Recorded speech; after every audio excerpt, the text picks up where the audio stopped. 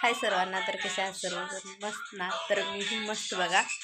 तर फायनल जेवण वगैरे सर्व झालं आणि पोरं इकडं बसल्यात बाबाचा मोबाईल घेऊन.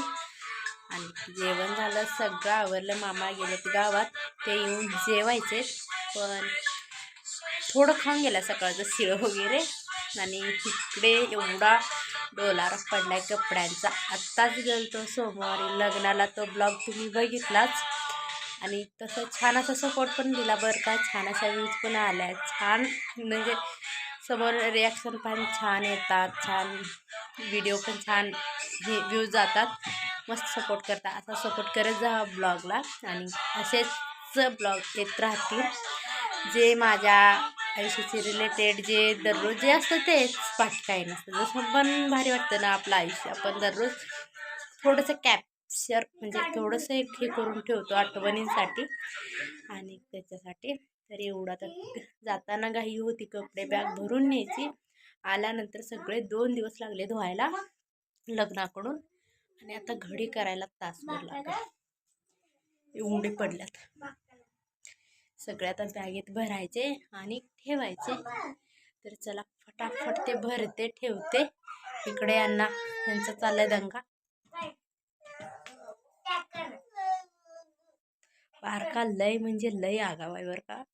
तो थोडासा जरी मोबाईल मोठ्याने घेतला ना तर इतका रडतो ना खूप. आणि थंडी तर ऑलरेडी आहेच, भरपूर भरपूर आहे. तर प्रत्येकाने स्वेटर घातल्याशिवाय बाहेर पडू नका. बाहेर तर जाणं शक्यच नाही. आणि त्या दिवशी रात्री 8-8:30 वाजेपर्यंत गाडीवर आलतो. एवढं थंडी झालतो ना खूप, काय सांगायचंच नाही, एवढी थंडी आहे. तर चला व्हिडिओ कंटिन्यू करा. फटफट कपडे तेवढे बॅगेत भरून ठेवते. तर चला फटाफट असे कपडे भरून घेतले, कारण जाताना गावाकडची खुशी वेगळीच असते ना. गावाकडे जाताना दुपारचं सकाळपासून ती तयारीच असते गावाकडे जायची. आणि 2 दिवस झाले आता ते कपडे धुवायचे आणि घडी करायचे. आज त्याला मुहूर्त आला आणि सगळे घडी करून ठेवले ना. आता पुन्हा गावाला लवकर जायचं नाही. आणि बघू, आता भावाचा पण पाय मोडला आहे. त्याचं ऑपरेशन वगैरे होतं. ऑपरेशन झालं लग्नाच्या दिवशी, सोमवारीच ऑपरेशन झालं. आणि त्याला इकडे माझ्याकडेच आणायचं आहे. आईबाबांचं पण हाल होतं ऊसतोडीत.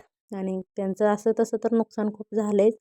आईबाबाचं पण झालं आहे, मुकदमचं पण झालं आहे, सगळ्यांचं नुकसान झालं आहे. आणि तसं पण त्याला इकडंच आणायचं आपलं. इकडंच आता पटापडूस तर माझ्यापाशीच राहणार तो. नंतर मग आई त्यांनी घेऊन जातील. बरा झाला तर जाईल, कारण तो त्याचा पाय पूर्ण गुडघ्यात फ्रॅक्चर झाला आहे. आणि त्याला इकडं जाण्याचं आहे. तर बघूया, गुरुवारी डिस्चार्ज द्यायचे तर मग बघूया, आणतो त्या दिवशी. तर फायनली इकडे सगळे बॅग वगैरे पॅकिंग करून झाले. तर व्हिडिओ कसा वाटला कमेंटमध्ये नक्की सांगा. तर चला बाय, जय बाळू मामा.